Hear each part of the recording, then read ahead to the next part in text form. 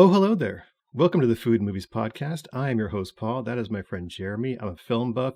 Jeremy's a foodie. Together, we investigate the intersection of food and movies in some of the most popular and well-known movies of all time. We go on tangents, tell jokes, and just see where our minds take us, which is usually in some kind of unusual or funny way. Today's movie, Jer, let's talk about it. What is it? Ratatouille. Ratatouille. This is our first kind of kids. This is our foray into like children's movies, the Pixar Disney world. And so it should be interesting. I'm going in, I was like, how deep can we really go on this? But I'm sure we can. Okay. Let's cut it open. Let's get into it. First thoughts. Do you want to go ahead and give your first thoughts on the movie? It was 2007. Yeah. It was a seminal Pixar movie. It was directed by Brad Bird, who was considered to be a prodigy as far as animation and filmmaking goes. This guy had started making animation when he was, I believe, a teenager, and he got accepted into CalArts, which is Disney's pipeline for animators and creative people. He got accepted there. And right out of CalArts, he got a job at Disney. He was sort of shepherded or taken under the wing of the old Disney masters at a young age. And he was the heir apparent. He was the prodigy. He was the guy who was supposed to take up the mantle and move animation to the modern world, basically. And I must say, he did. You know, The Incredibles, Iron Giant, Ratatouille.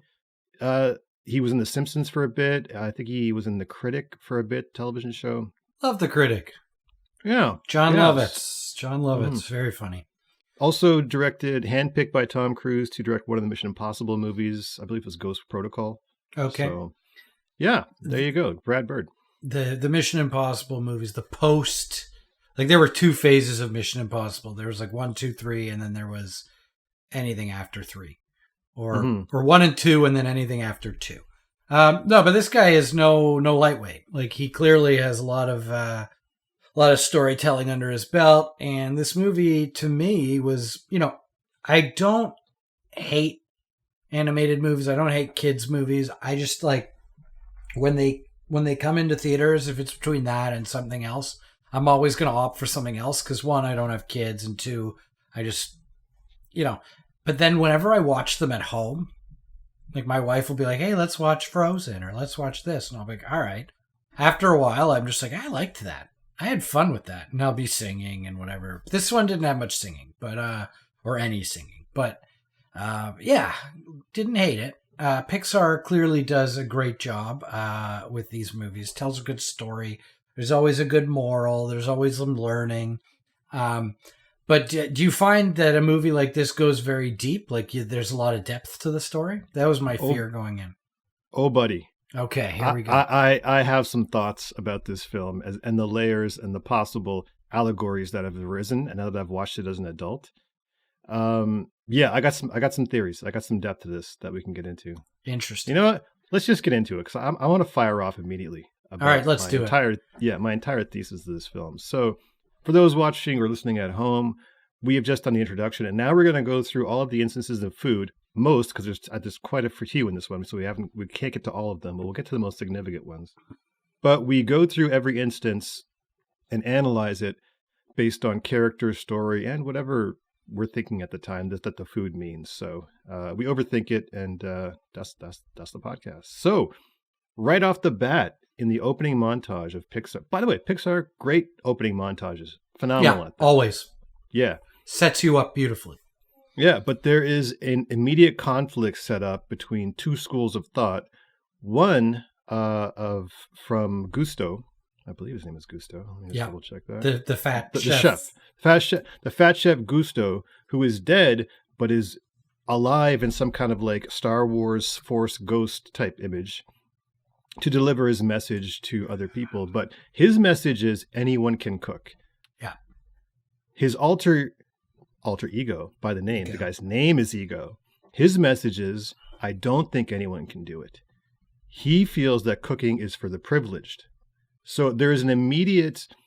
This movie is an allegory for libertarian politics, and I'll tell you why. Interesting. Yeah, anyone can cook is the fact that the libertarian ethos, which is that special people are special no matter where they come from or what their skin is. They really believe in the glory of the individual. Okay. Ego is a representation of the glory of the establishment. Like, we have built these hierarchies, we have built this social strata, and he is in championing of the way things are and of stagnation. Gusto is championing of taking risks and being progressive, and he feels that the only way society can progress is through the maverick new thinkers and the individuals, and the group is constantly holding the individuals back. This is an Ayn Randian allegory of libertarianism, ladies and gentlemen, based on food delivered to our children. I can't wait for the right-wing pundits to pick this up and start snapping pieces of this off, by the way. We are just going to run with that. We will get all the alt-right followers or not. Yeah. It's good. It's good we picked such a politically poignant movie. Yep. And I don't disagree. I mean, I took it as a more wholesome message, but maybe I wear rose-colored glasses. Of just, exact same thing you're saying. Maybe I don't equate it with libertarianism, as more just like forward-thinking, So you think it's left-wing progressivism? That's what you think it is? I think it's, why are we excluding people from living their dreams? The message to a child here.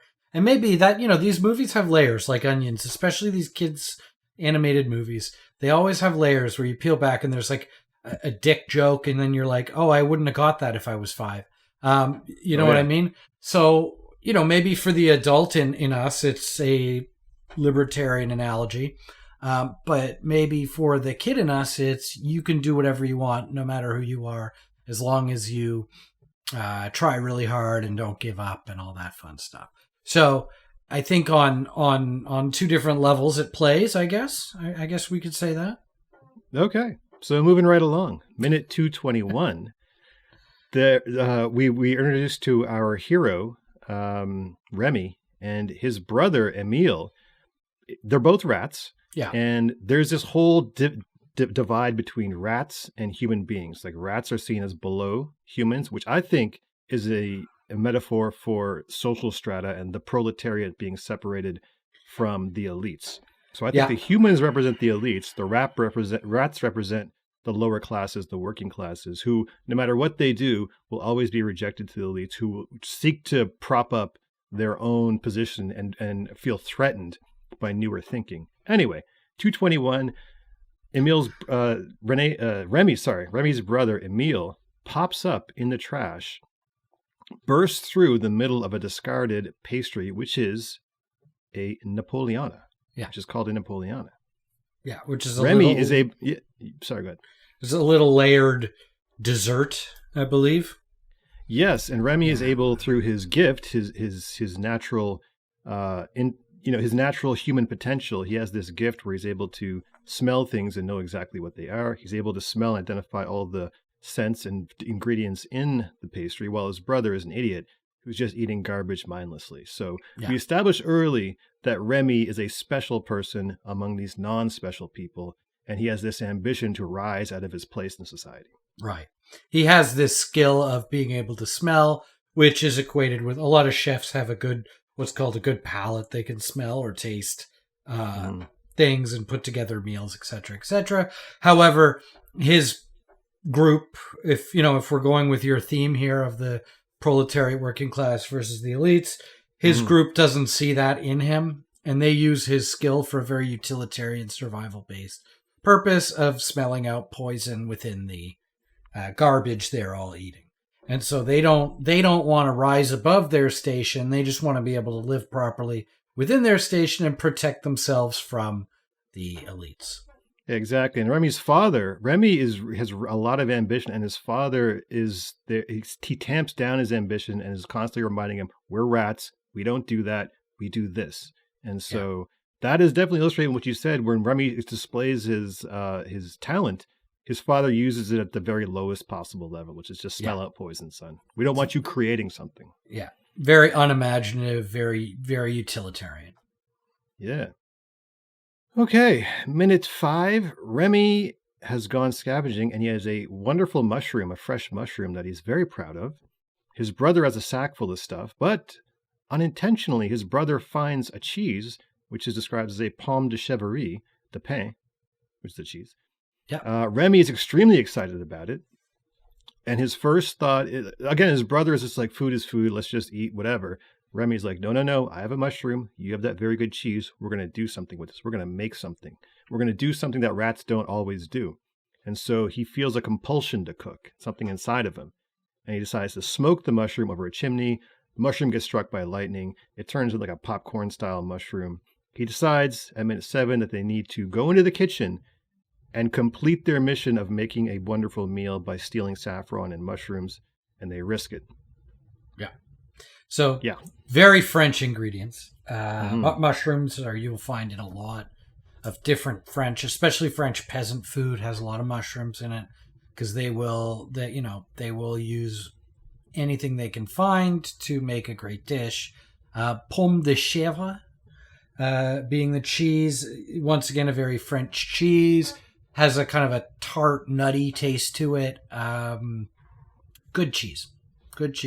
Cheese and mushrooms. I don't know how much experience you've had with them, but if you ever have a mushroom risotto, for example, putting a lot of it, like Parmesan on that, so it's all melty and good.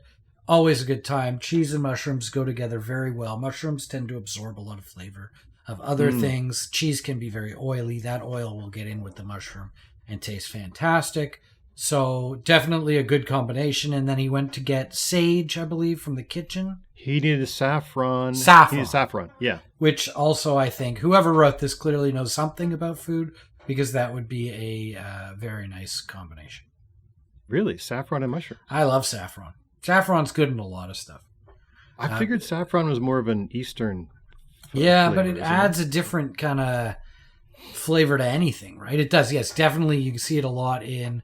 Saffron's weird. It comes in one of those little like vials. You shouldn't touch too much of it. A little goes a long way. It looks like you're buying drugs, basically. Yeah, a little goes a long way, but it's a great flavor. It's a very intense flavor.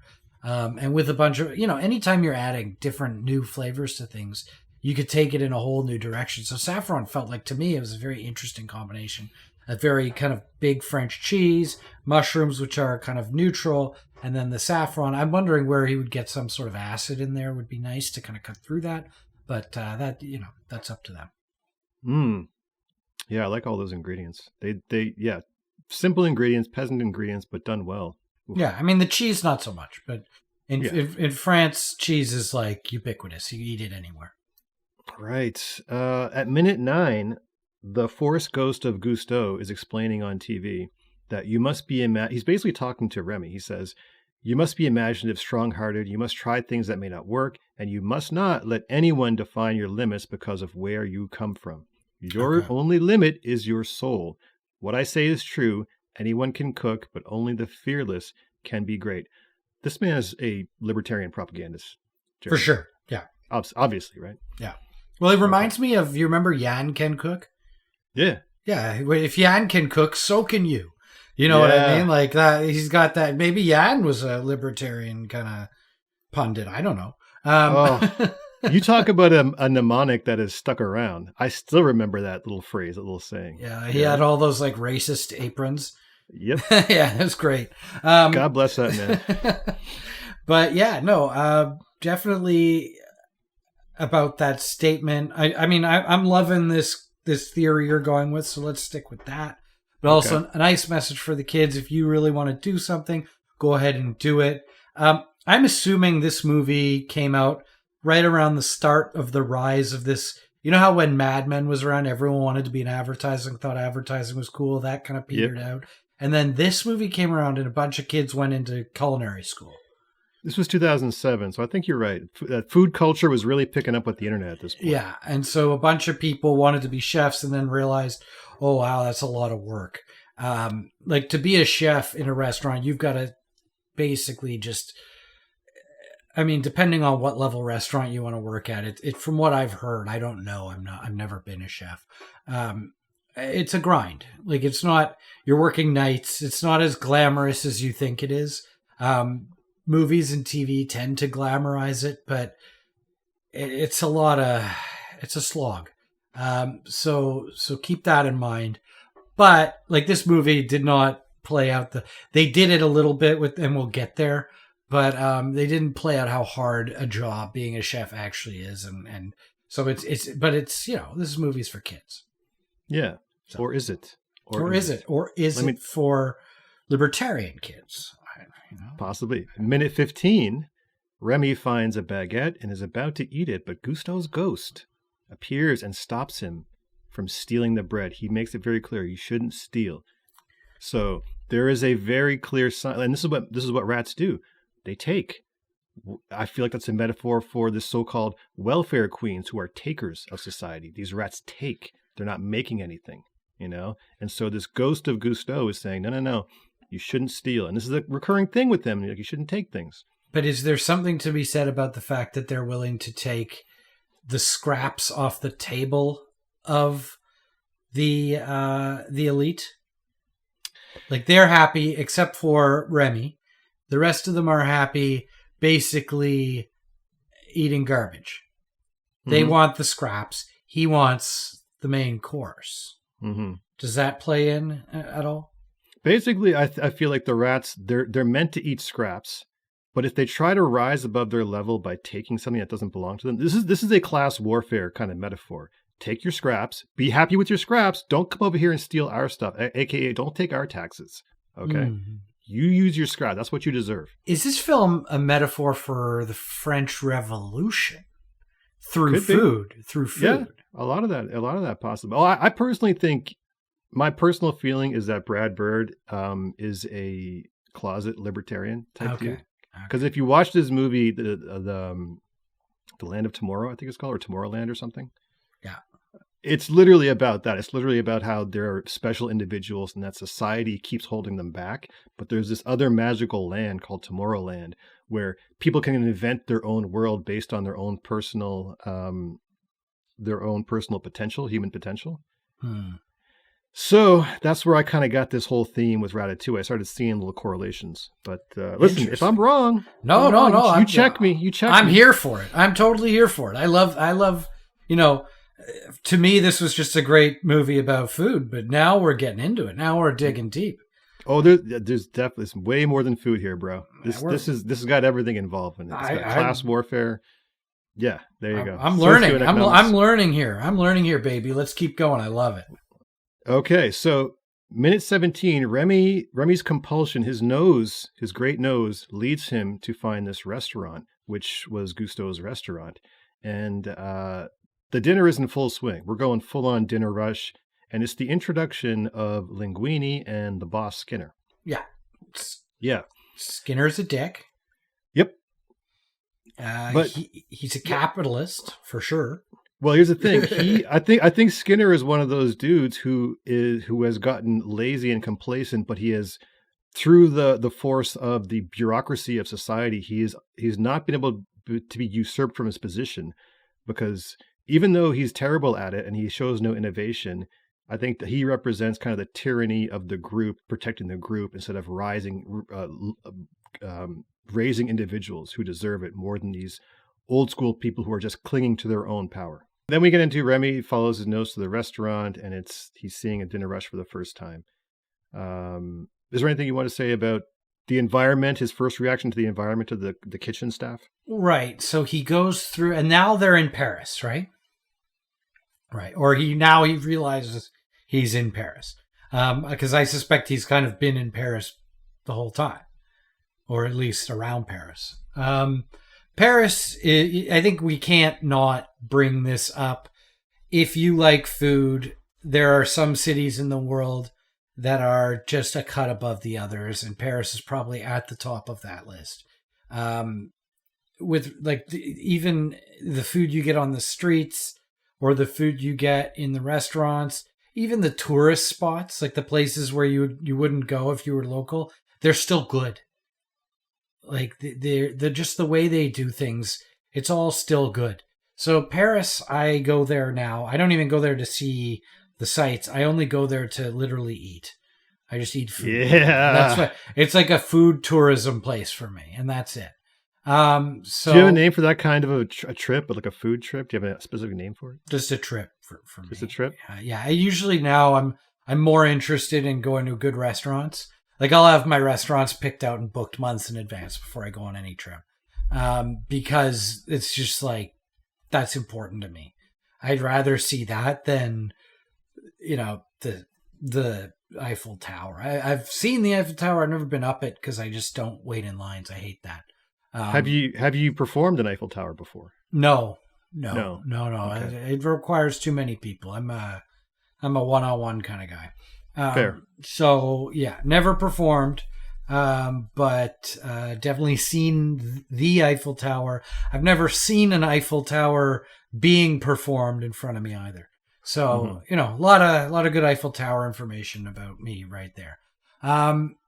Okay. Would you call if the .com for foodcation has not been taken yet? I feel like you should take it. Foodcations, yeah. Foodcations. I would definitely like to do that. Do a kind of a blog about, or I don't know, do people blog anymore? No, they don't. They vlog though. They definitely vlog. Yeah, but then you gotta listen to me for 2 hours, and people are already doing that. Your parents are already doing that. So yeah. They got questions, by the way. Oh yeah, yeah. We should do an episode. Okay. Anyway, moving right along. Jeremy enjoys Eiffel Towers or the Eiffel Tower. The Eiffel Tower, sure. Yeah. So at minute 20, there is an explanation of the brigand system of running a kitchen, which is the formalization, basically it was created by the seminal chef Auguste Escoffier. Yeah. Auguste Escoffier, who brought the organizational dynamics of military staffing, and he brought that into the kitchen and created this hierarchy and this separation of division of labor. Everyone has their little unit, and kitchens, if you ever worked in a kitchen, it is very military. It is very it's basically like boot camp all the time. You're getting yelled at, you have things to do, you have timings that you have to hit, and it is a tough environment, and it is a military style brigand environment. So yeah, there you go. And I've heard, I have some friends, I have a friend, and his brother actually was a chef at one point, who are chefs. And it's not, so most good kitchens run in this fashion. Not every kitchen is this like pressure cooker that you see on TV. Like a lot of them can be actually very mellow, very calm. The open ones are. The open ones usually are, because you don't want to see some guy getting berated while you're eating food. But also restaurants that do a set menu, like where you pay the whatever amount of money and they do like a tasting menu and that's all they do. Those ones, everyone kind of knows what they have to do. Everyone's working on their thing. So you're going to make 15 foie gras whatevers, or 15 caviar eggs, or 15, right? So they know how many seatings they have. Like, it's very calculated. So the chefs, basically, you become a robot. And the creativity comes when you're actually designing the menu. But when you're doing the menu, it's like, take the egg, put the caviar, boil to this, Sauté puts the sauce, bring it to the pass, they inspect it. This is exactly what we want. Get it out, right? So it all differs very much. But a lot of the kitchens that you don't see, especially with those open kitchens, you're right. The open kitchens are always calm. There's a lot of the chef de cuisine, or the top chef, the guy or girl who's got their name on the door. They're berating people, making sure it's perfect. And if food is made to order, that becomes a lot more unpredictable, a lot harder, because you don't know what's coming in the kitchen next. And that's where you see on Hell's Kitchen when they're like, 5 covers, this, that's, that, yeah, chef, blah, blah, blah. And it's very military. So it's interesting. This movie does a great job of explaining it. Some things I didn't even know about who's who in the kitchen. But yeah. Yes, sir. So at minute 23, we are introduced to Linguini, who is the illegitimate son of the basically king of this restaurant, who is, I keep forgetting his name. Gusto. Gusto. Yeah. Gusto is basically the king who has died, and there is no heir apparent. Right. And then his legitimate biological son shows up, who is Linguini. Yeah. And he is terrible at cooking. He ruins the soup. No clue. Remy the rat sees this, fixes the soup. The soup goes out and is eaten by a critic who loves it. And despite the good news, Skinner dismisses Linguini as a garbage boy and fires him. But his staff advocates for him, mostly based on his position, I guess, as Gusto's son. Or their thought that he's, I guess they just like him, or does they think it's Gusto's maybe son? they like him. I'm not sure. He's basically the busboy of the kitchen, right? Yes, but again, we learn later that he's Gusto's son, and I think that him effing up the soup and Remy fixing the soup, so he is technically, this is like a monarchy. Gusto is the king, Remy is the prince. The prince, but is considered to be the one who should take his place. He is the rightful heir apparent to the throne, but he's not capable. That is a indictment of monarchies and legacy hierarchies, I feel like. It's also, to me, if we're overthinking, if I'm putting on the hat. Of course we are. Yeah, what are we doing? How we do. It really speaks to the concept of inheritance. Yeah, right. Absolutely. Like from even put the monarchy aside for a second, and just how many kids come up and basically just because they're born into something, they've won a lottery, right? That's they picked their parents well. Yeah, just because the stars aligned or whatever, the molecules came together and two people did what they had to do. Now all of a sudden there's some kid who's just born rich. Look at our prime minister right now. And would he have gotten prime minister if his name was anything else? I am not opening up that can of worms. I'm not. It's true though. We are creating monarchies despite, like, even though we agree they don't work. Like Hillary Clinton running for president, George Bush Jr. running for president against. How is it possible a son became president while his father became president too? Like that's right. There's this weird desire in us to go in that direction for some reason. Nepotism. That's the word we're looking for? Yeah.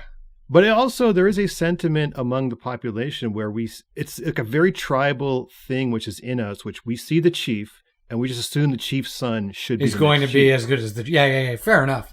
Yeah. Yeah. And usually it's not the case. Like I'm not usually not. I'm not going to say anything about Justin Trudeau. Except for that, I like to call him Little Justin. I'm not going to say anything about Justin. By the way, that's LIL'. Lil Justin, yeah. Yeah. But yeah, it's that whole kind of thing of the heir apparent, and usually in the context of comedy, the heir apparent's usually just a bumbling idiot. And they kind of are doing that here, but he's an endearing idiot in this movie. Very likable. Yeah, he's a very likable idiot. So the idiot's son-in-law of the owner of the restaurant, if you will, the cliched bumbling guy who doesn't know what he's doing. Yeah. He realizes the talent of the rat in making this soup, and he makes a deal with the rat, takes him back to his home, and he's a pretty sad sack apartment. Yeah. And he feels like he has saved this rat from being killed, which he has. The rat now owes him, and the rat should pay him back by this sort of like a Cyrano de Bergerac with food, I suppose, where the rat is doing the work, but he is getting all the credit. Yeah. At minute 33, Linguini thinks that Remy has left. Remy has not left. He has been loyal. He is cooking the man an omelet, a French omelet. Tell us about French omelets, Joe. I'm making a game time decision. Originally, I was going to do something else. Mm-hmm. I'm going to do a French omelet, and I might even do a video tutorial on this because I forgot how much I love French omelets, and I love to make French omelets. We've discussed this, I think. We have. The difference between like a U.S. omelet versus a French omelet. I'm a French omelet guy. Always have been. I like my eggs a little undercooked, a little medium rare, a little al dente. A little al dente. A little salmonella in there, just a touch of salmonella. Yeah, just a little soupçon of salmonella. Yeah. So I think it's high time we do a proper omelet. And I might even, if I have time this week, and I think I will, is do a quick video tutorial at my stove. It won't be well produced. Paul's going to help me edit it. But we will get it done. Because I love, even in this movie, where it's an animated movie and I know it's not real food. It's like when you watch that Japanese animated pornography and you're like, I know that's not a real chick, but it's still kind of hot. Yep. This was food porn to me. I remember, like, I stopped what I was doing and was like, oh, that's a French omelet he's making, and it's got some stuff in it. I want to eat that. And he made he made a little one for himself and a big one for his buddy there. I thought was cool. So adorable. Yeah. Well, listen, ladies and gentlemen, Jeremy with a game time decision, calling an audible. We're going to call that the audible omelet. The audible omelet. I love it. There we go. There we go. Okay. Thank you so much, Jer, for that very generous recipe and potential video. That's going to be awesome. And it's French style omelet, which we both love. You know what I'm saying? So, but minute 39, they're trying to figure out how to work together, the rat and Linguini. So Remy and Linguini, they're trying all kinds of things. They start off by trying how to bake an omelet. That is the first thing they're trying. Yeah. I feel like that's a good test of a chef, is making that French omelet as a first kind of like way to get your sea legs under you. Yeah, if you can make a French omelet, which is hard, because there's a fine line to a French omelet before it turns. It takes great motor skills, right? Yeah, and to get it to do the flippy thing, which I'm terrible at. Yeah, but I'll struggle through it. It's a whole thing. But it's still, there's just a lot of technical ability required there. It's a very simple dish, as a lot of French dishes are. But if you can do it and you can do it well, I assume you're pretty good at cooking. If you're not you may not be a professional chef, you're probably a good cook. This is a great tip for the youngs at home, the university students. Okay, dudes out there, heterosexual, gender specific dudes, whatever you identify. Whatever sexuality. Let's open the door here. This was kind of specific to heterosexual identifying dudes. Okay, let's see where we go. Right. So if you're a dude and you're young, you're under 25 dude who's you're trying to get your life going and try to sort of build yourself as a person. It is a phenomenal thing to learn how to make a French omelet, because you're going to, I hope, be taking young ladies home and you want to treat them right the next morning and you want to impress them. And so that the last thing they remember is that, man, that guy made me an awesome breakfast. You can make a French omelet. Yeah. If you can make a really good French omelet and do the flip, which is something you can practice. Eggs are cheap. Yeah. Figure out the French omelet. That will definitely get you a second date and possibly more hand-holding and kissing from your sweetheart. So I would open that up and say, even if you are into dudes, into whatever, I think anyone of any gender is going to be impressed by a French omelet in the morning. So no matter where you like to stick your private parts, learn the French omelet. All right. Solid endorsement from Jeremy. You know what? I'll give you a little insight into me. Before I could cook a French omelet, you know what my go-to post one night hookup whatever event meal breakfast was? Pop-Tart? No, I'd actually cook something. Oh, you would cook something? Yeah. Go ahead. I don't know. You know what is it called? I call it toad in a hole, where you take the bread, you cut a circle out in the middle. Oh, and the egg goes in there. Put the egg in the middle. And then you sly dog, and some cheese on top with bacon. Hell yeah. That's always a crowd pleaser. It's okay. Always a crowd pleaser. That was my go-to, and I actually have a scar on my pinky. You couldn't see it, but I was cooking that, and I was trying to slice the cheese thin to put over top, and the knife went right into my hand, and the girl actually had to take me to the emergency room. Man, your heart was in the right place. Second date was still achieved. I poured my blood, sweat, and tears into that breakfast. Listen, the fact that she drove you to the emergency room, that's a keeper, right? Oh, she didn't drive me. We walked. Oh, you walked. What? Even better. Yeah. Yeah. This was in Halifax. Halifax women are very friendly people. She was not from Halifax. Oh, never mind all of that.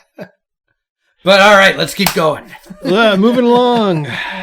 Minute 40. This is very telling with my whole overall thought that this is an allegory for libertarianism politics and the Nietzschean Übermensch theory. Okay. Ayn Rand, all that stuff. Yeah. Minute 40. Colette, the only woman in the kitchen who has been allowed to be in the kitchen, is not happy with Linguini's promotion. She thinks it's a fluke that this young kid got the promotion. And she says, and I quote, "I am here because haute cuisine is an antiquated hierarchy built upon rules written by stupid old men, rules designed to make it impossible for women to enter this world, but still I am here. How did this happen?" You tell me what's going on. Well, I think there's a truth there. For years, kitchens were seen as a very male place. Mm-hmm. She's talking about antiquated hierarchies built upon rules written by stupid old men. Yes. What do you think she's talking about? She's talking about fighting... She's talking about bureaucracy and elites, protecting elites. Okay, yes. And if you want to go with kind of more of a woke current way of thinking, she's fighting against the patriarchy that exists within cuisine, within haute cuisine. And it does exist. I mean, if you look at who are the famous TV chefs of our day, sure, there's Nigella and some others, Martha Stewart dabbles. But really, it's like it started with Marco Pierre White, Gordon Ramsay, all these guys, Jamie Oliver. It was just a very kind of dude-centric, Emeril Lagasse, Yan, all these dudes. And it was their thing. But it's, more and more these days as females are breaking into this industry, especially with the surge of people going into it. And I think you see now on all these cooking shows that the split is getting a little bit better. But it used to be women, it was a very male-dominated, very kind of kitchens are savage environments, right? They can be. I know we've talked about them being either or, but they for a long time they were very savage environments. You ever see the movie Waiting with Ryan Reynolds? I worked in a kitchen. I don't. Yeah, so you know. We should do Waiting for a film at one point, but for sure. Just like guys pulling out their balls or just doing disgusting things. I've seen it. I've been there. I've seen it. It was a very kind of, if you, for lack of a better term, toxic male environment. So she represents kind of a new outlook, a new perspective on that. Okay, so do you believe that the kitchen is a metaphor for antiquated institutions who value lineage more than individual potential? Absolutely, yeah. All right. Let's keep moving on. Let's keep going down that road. Moving on. Minute 41, Skinner, dirtbag, he's examining the latest promotional frozen food items from the Gusto brand, and he is running this brand into the ground as only an antiquated boomer douchebag can, trying to wring every single dollar out of this brand, no matter how low he has to sink and how low he thinks of food. This is an absolute disgrace. Well, he no longer cares about the creativity of it. His restaurant follows a set of recipes, like, and we'll see it, but they don't deviate from that. There's no creativity. There's nothing. There's nothing new happening. No risk taking. And he is, he's the heir apparent, obviously, but he's not. But he's the guy that is taken over, and he doesn't want to. He doesn't want to push the gravy train off the rails. He wants to keep the gravy train on the rails, keep the gravy flowing for himself. Was that sounding to you? Does it sound like Boomer? The entire generation of Boomers? Potentially. Ruining the generation after it just because they're just too greedy. They want to keep I don't want to insult the Boomers. I love the Boomers, but sell out. But no, he's keeping the ship on course, and he doesn't let anything new or interesting into his kitchen. He wants his kitchen to be his kitchen. He has a kitchen that has at least some level of respect in France. I think at some point in the movie they call it a bit of a tourist restaurant, which in France there are tourist restaurants, and then there are restaurants where people in France go. And he wants to keep the status quo in place, and he is threatened by change. Yeah, and because change means he may not get that money. Yeah, he won't get that money, but also his grip on this franchise, this creation, his grip on power, perhaps. Power. As soon as somebody comes in and changes that, he loses that grip a little. An upstart comes in and changes that? Yeah. Interesting. You mentioned that. Okay. All right. Okay. Minute 44, Colette, there's a great montage of how Colette teaches Linguini to be a professional. Colette is someone who has pulled herself up by the bootstraps by her own personal momentum and gotten through every hurdle to get in this kitchen. And now she is teaching the son of the king how to be a chef. But she cares. She cares a lot. She cares. This is her identity. This is what she loves to do. And she fought to get there, and she really cares a lot. She cares. Yeah. She cares about food. She cares about creating good food. But she doesn't realize the world she's in. She's got a job at a great place, but she doesn't realize that, like, I don't know, you've been in advertising for a while, and you get I found that sometimes when I got my dream job, I'd be like, this is how the sausage gets made here. All right. We're gonna lay Jeremy down and do some therapy, ladies and gentlemen. Yeah. Right. Yeah. You get in and you think this is the way, this is the status quo, but it's not. There's more to it than that. A lot of politics, a lot of that. Interesting. Minute 48. The customers are dissatisfied with this menu that has not changed in years. They are asking for something new. They're asking for linguinis. It's boring. They're asking for linguini soup, something like linguini soup. Skinner orders linguini to make Gusto's sweetbread to make sweetbread alla Gusto. It's an old recipe of Gusto's. Right. As a way to sabotage linguini because he knows this was a failed recipe. Gusto even acknowledged it as the recipe as a disaster.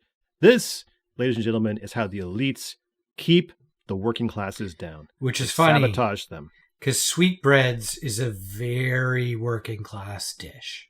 Yeah. Like sweetbreads, for those that don't know, is not a coincidence. Not a coincidence.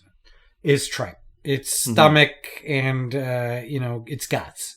Yep. And in a lot of movies, actually, they talk about sweetbreads. A lot of these food-based movies, they talk about sweetbreads. And have you had we've talked about it. Have you had sweetbread? I've not. I got hip to what it was, and I was like, you're not going to fool me. White people try to fool you with their names of foods like sweetbreads and other things like that. You know what I mean? I'm not buying it. I'm not falling for it. So when I lived in Taiwan, the Taiwanese had, if you go to night markets, they would have tripe, and it's stomachs and whatnot. And the way they prepared it was just delicious. Like the texture of it was just kind of like, have you ever eaten octopus? I have. Yeah. You know the texture of octopus? Yeah. If it's cooked well. Mm-hmm. It's tender. It's a little chewy. There's an interest to it. It's exciting. There's the crunchy suction cups. It's great. Sweetbreads has a similar vibe to me. In a different way. It can be very chewy. It can be, it's a textural thing that you have to get used to. The first time I had like haute cuisine sweetbreads was at Neptune's Oyster Bar in Boston. Pay us, Neptune's Oyster Bar in Boston. Great. For this pay us for that shout out. Yeah. But I would shout it out for free. Great restaurant, great food. Hope it's still there. Hope it survived the pandemic. This was years ago. I didn't know what I was ordering technically at the time. I was still new to my foodie ways. And I had it and I was like, what the heck is this? And they're like, it's stomach. That's tripe. And it was good. You were into it though, yeah. Oh, absolutely. I'm still am today. I'm of the school of thought that I'll eat anything once, and if I don't like it, fine. But it was good. I would say it was very good. All right.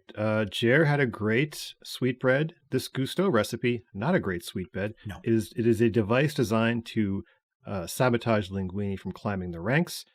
Remy alters the sweetbread recipe by making his own sauce. The original sauce is some kind of weird licorice sauce. Yeah. Remy alters it. He blocks Colette from putting the traditional sauce down, puts his own sauce down. Crowd loves it. Linguini is a hero, not Remy.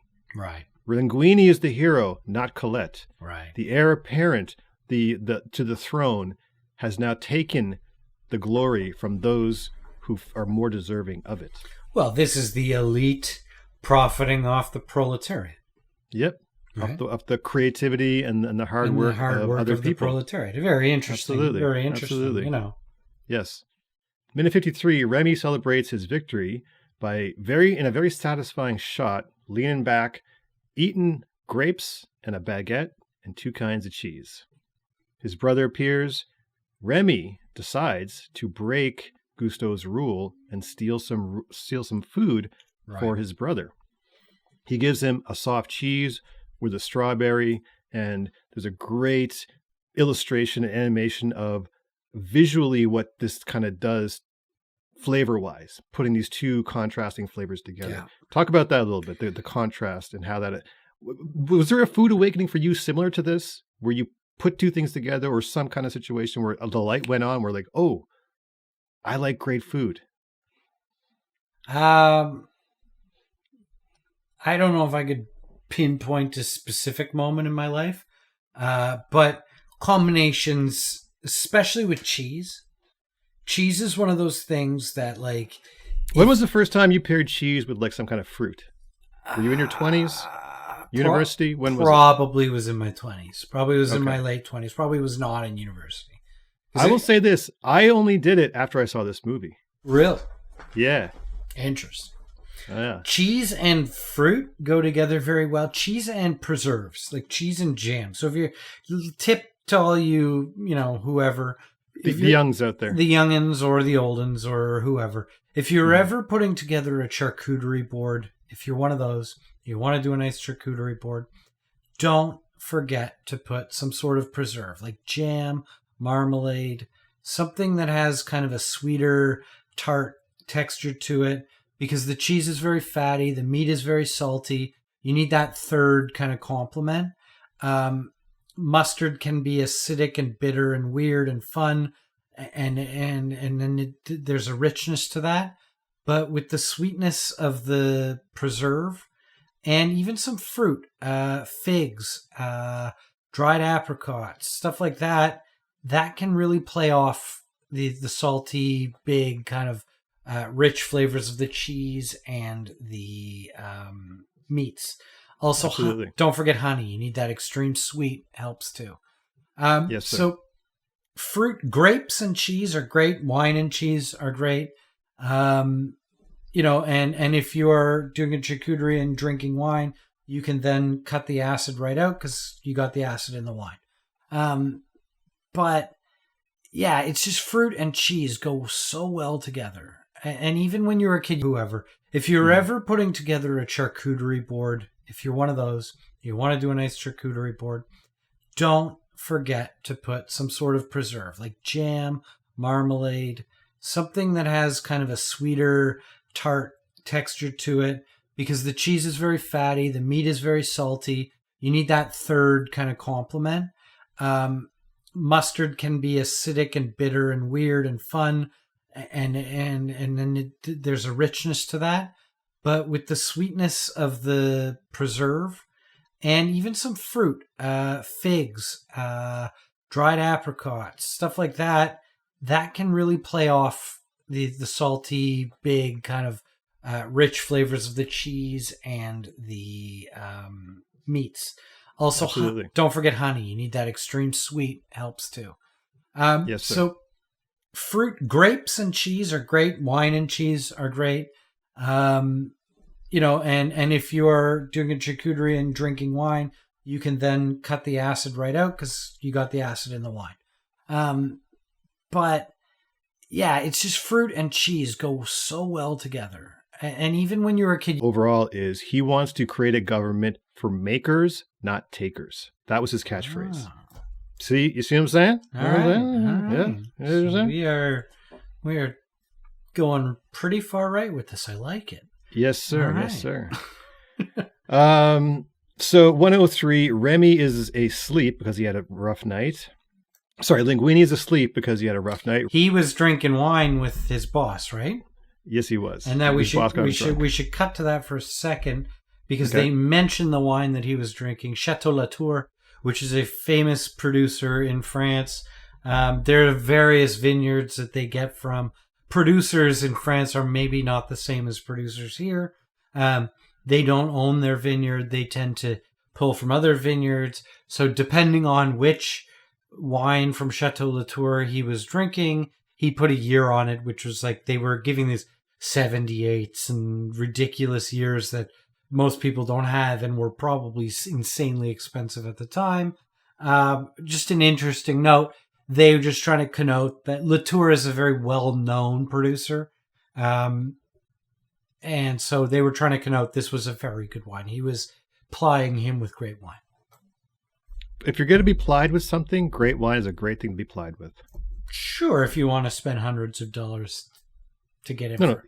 He spends hundreds of dollars. Yeah. You're just getting plied. Yeah. Oh, if I'm getting you're not plying. Yeah. If you want to ply me, if you want information out of me, you know, any government agencies listening, if you want to get information out of me, great. Or terrorist organizations, any organization, whoever wants to get information out of me, great wine is and only a glass. Like I'll squeal for a little. Okay. Yeah. Fair enough. Jeremy is not a spy, by the way. I just want to put that out there before anyone starts calling us. He's not going to give away our secrets. You know. So 103. Linguini has been hungover and he's unconscious, but Remy is making him stir the soup again. An allegory for the elites slacking off and the working class doing all the work. Yeah. While he's asleep and Remy is controlling him, he's having a conversation with Colette, who doesn't know he's asleep. And he seems to be ignoring Colette after all she's done with him. And she says, I didn't have to help you. If I looked out only for myself, I could have let you drown, but I wanted you to succeed. I liked you. My mistake. It was her mistake for being generous. She should have been selfish, just the way these Ayn Randians believe selfishness is the key to moving society forward. She made the mistake. She helped this guy. She shouldn't have. But you shouldn't help people. You should be selfish. Doesn't she learn? We'll get there. Yeah. Okay, interesting. 108. Yeah. 108. Linguini and Colette do some food flirting. Yeah. She puts a spoon of soup to her mouth and she looks over to him slyly. A little more suggestive than I would like a kid's movie to be, I feel, sexually. I don't know about you. Yeah, okay. I mean, I think a great lesson here. And going back to, once again, to your breakfast heterosexual males, if you, or whatever sexuality you subscribe to. Food is a very good, I guess, catalyst or kind of it. There's a romance to food. Eating it great. That's why people go out for nice dinners together. Some people, I cook for my wife. We've talked about this ad nauseum on this show. I cook for my wife, and that's there's love there, right? And when I was trying to make my wife, cooking was a part of that, right? And back in the day when I was having my young bachelor lifestyle, cooking was involved in that. There's love with food. Food and love are very much, because you're feeding somebody. Not only is it taste great, but you're actually sustaining them. So I think that's an interesting point to be made. Listen, if music be the food of love, play on, as Shakespeare said. Well said. Moving on. 120, Remy's rat buddies have found him in his new environment, this restaurant among the elites, the humans. He decides to cook them all dinner. At minute 23, his buddies and him are all shooed out of the restaurant. But guess who? Guess who got rid of them? Who? Linguini. The prince. The young elite prince who can't do nothing for himself shoos away Remy's friends and family because they do not belong in this restaurant. his entirety of his success, earned on the backs of others. And then when that kind of comes to a head, guess what? No. Bye-bye. All right.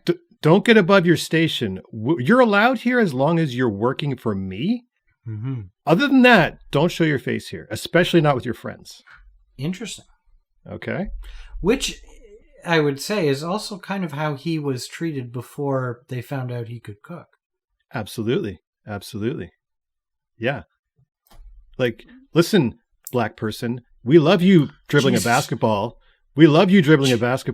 Don't mention politics, though, LeBron James. That's not what you're here for. You understand what I'm saying? Okay, I thought you were going totally different. I panicked there for a second. I know. I saw the fear in your eyes.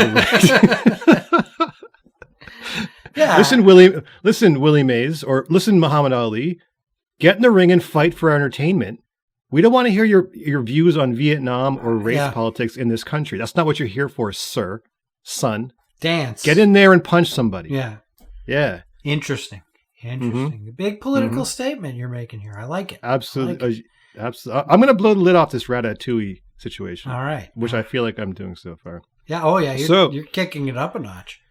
So, as the struggle between the lower classes and the elites escalates, it comes to a head where Anton Ego, who is the representation of the establishment, the elites, the backwards thinking, the holding on to old ways and refusing to acknowledge personal potential and innovation, Anton Ego has showed up.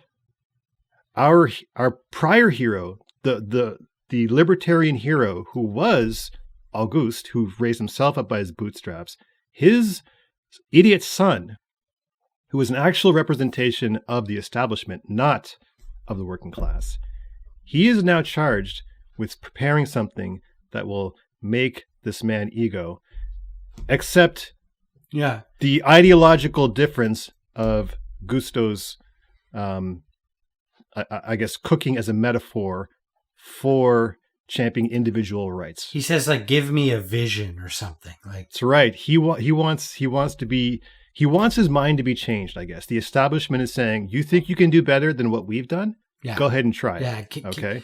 Show me something. Show me something. Anton Ego.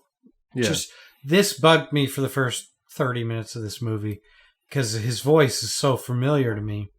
Voiced by Peter O'Toole, the late great Peter O'Toole. Oh, shout out to the late great Peter. Loved O'Toole. Peter O'Toole.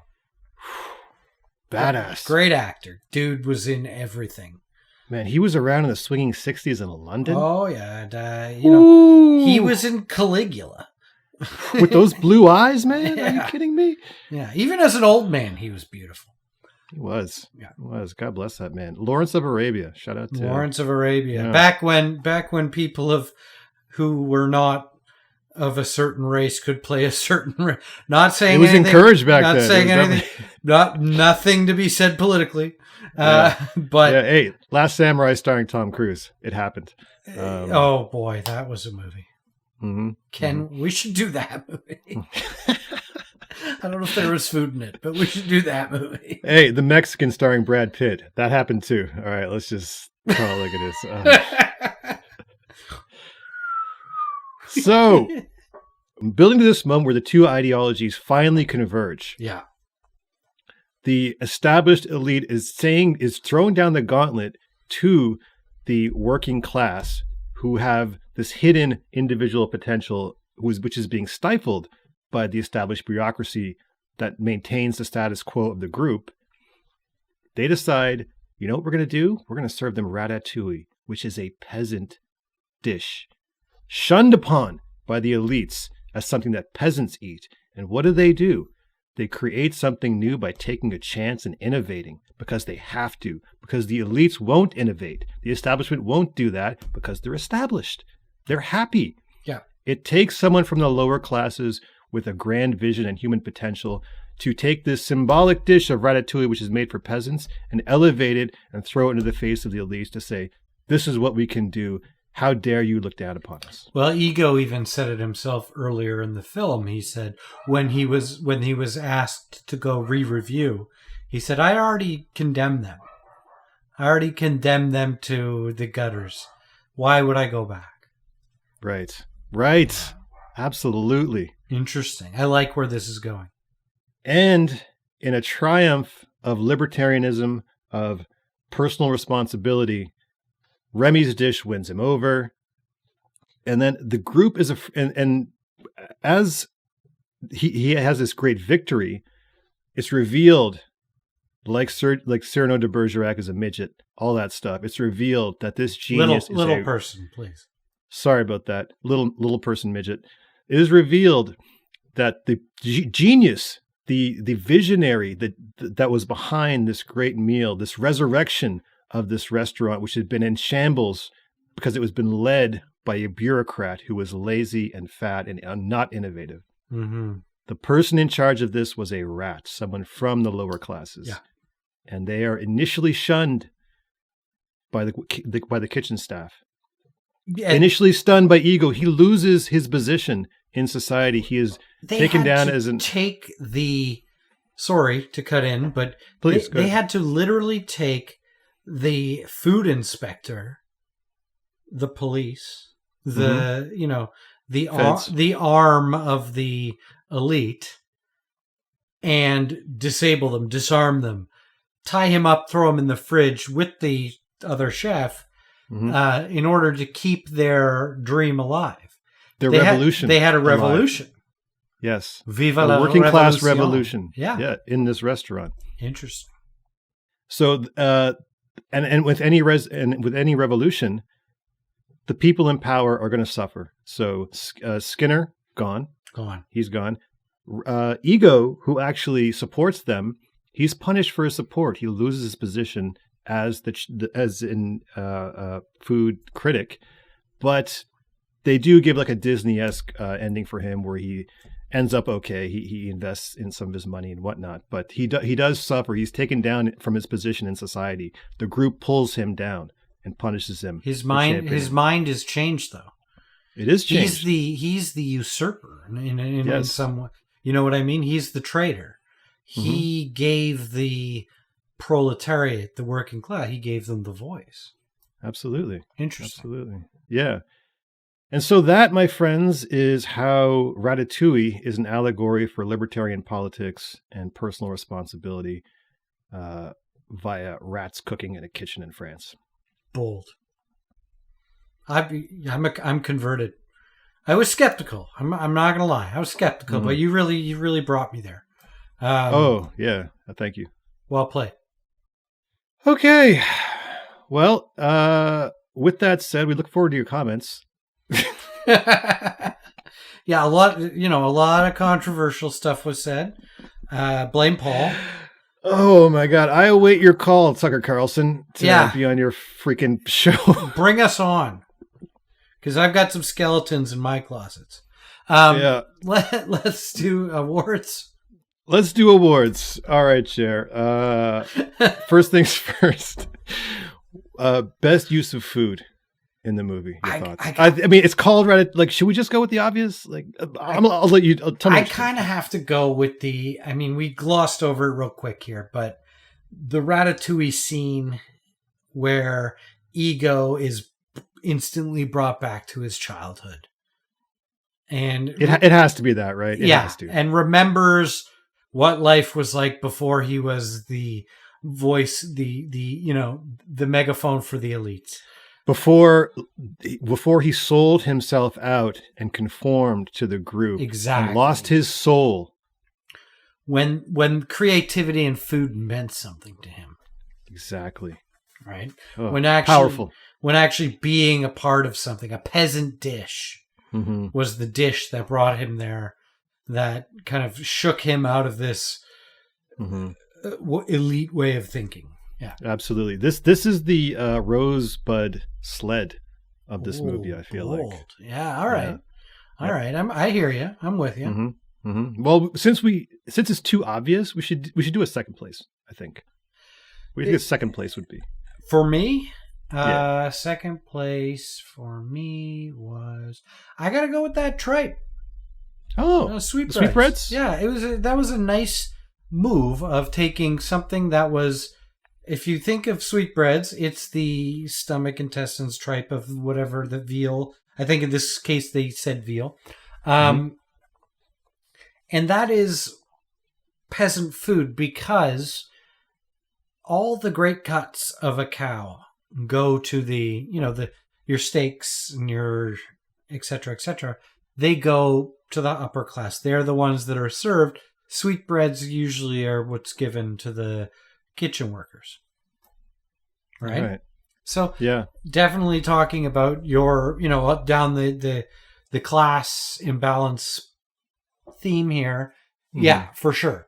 Also made great sense because it's a dish that nowadays, especially in foodie culture, can be elevated, can be turned into something with creativity, with a little bit of, a little bit of creativity, a little panache. You can actually turn sweetbreads into something that's fantastic and delicious. And that's been a theme within cuisine for years. Yeah, if you have talent and potential, you can take sweetbreads and turn it into something great. Yeah. And that's the backbone of French cuisine. Think about French cuisine. And it's all weird. It's all weird things. It's all frog legs and snails and caviar and like weird things that should be gross, but they're actually delicious. And a lot of the foods that you would know to be French cuisine, beef bourguignon, confit. Confit was designed to preserve meat longer so that people who couldn't afford meat could eat meat longer. Bourguignon is a peasant dish. Ratatouille is a peasant dish. All these things that are haute cuisine now in France came from very humble beginnings. And that is the story of Remy the Rat. And I will say this, if you look at poor countries like India, Mexico, other types, some of the best food comes from poor countries and some of the worst food comes from rich countries. Right. Like German food is terrible. I don't know who the hell's eating. Have you ever had British food? British food, they can pick their spots, but generally pretty bland. It's a bit of a running joke, but yeah. It's not supposed to be that good. Like Norwegian food, really bad. You know what I'm saying? Russian food, terrible. Scandinavian food seeing a bit of a renaissance, though. There's some. I went to a Scandinavian Asian fusion restaurant recently and was like, what the hell is that? Hipster! Yeah. What the hell is that hipster thing you've ever said in your life? It wasn't that bad. Ugh. I thought it was going to be terrible, but not that bad. Great beer. Oh, thank God. Thank God. Really surprising that a hipster restaurant has great beer, Jer. Well, they're a brewery. Big surprise. They're a brewery first, obviously. All right. Okay, my second place food moment is that French omelette.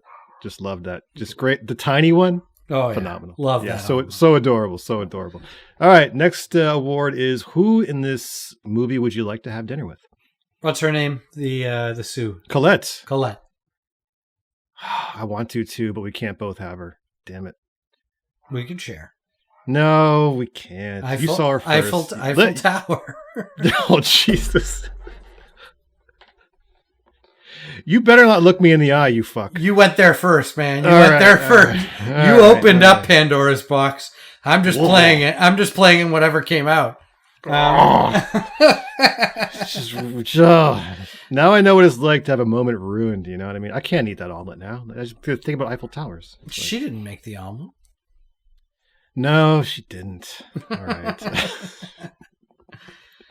I would like to have dinner with the main, like the fat waiter, the big waiter, or is he concierge? The guy? Oh yeah, the guy that keeps coming in being like, they want this. Yeah. That guy, I guarantee you that guy has a great life, has awesome stories, and was like a cool dude when he was younger. The maitre d'. Yeah, the maitre d'. That dude looks cool as hell. If there's anyone in a restaurant you want to know, like if there are restaurants where you want to get a reservation, the person that's going to help you do that, always the maitre d'. Those people, they are just a different breed of human being. Shout out to maitre d's out there, the ones that still exist. Restaurants wouldn't exist without somebody like that. Front of house is so important. Yes, sir. All right, so ratings as a movie and as a food movie. Out of 5, Yeah. What's by the way? What are your ratings? This what are you actually? Yeah, I'm thinking. Out of 5, I would give this one as a movie, I would give it 3.5. No half stars. No half stars. All right, then a 3 out of 5. As a movie, I would give it 3 out of 5. That's a 3-egg French omelette for me. Okay. Nicely done. And as a food movie, that is a 4-egg French omelette. I thought this was a great food movie. Loved it as a food movie. Thought it was. I must say though, if this is not. Sorry, what did you recommend? Was a food movie? Was how many? 4 out of 5. If this is not a 4 out of 5 food movie, I don't know what could possibly be a 5 out of 5 food movie. This whole movie is about food. Like, what are we doing? All right, I don't want to peer pressure you. It's just it needed more food porn for me. Okay, all right, that's fair. I will rate it 4 out of 5 pieces of brie. Ooh. And as a movie, 4 out of 5 as a movie, brie cheese as a movie. And as a food movie, I'll rate it 5 out of 5. It's a hard 5. Grapes. Grapes. You put those two ratings together. What do you got? You got a nice combination. Yes, sir. Delicious combination. And that's what this movie was. All politics aside, a fun movie to watch. Enjoy it. Watch it with your kids, and if you want to indoctrinate them. Great film. Yeah, can't complain. Ladies and gentlemen at home, just so you know, Pixar is indoctrinating your children into Ayn Randy and libertarian thoughts. You should probably have a conversation about them if you don't want them to grow up to be like that annoying college freshman who reads Atlas Shrugged and now just changes their whole world thinking. You know what I mean, you don't want to be that guy. And Pixar, the opinions of the Food and Movies podcast are Paul's alone and right here. Mine. So if there will be any legal action, please direct that towards him, not me. Go ahead and tweet at me, Pixar. See what happens. Come at him.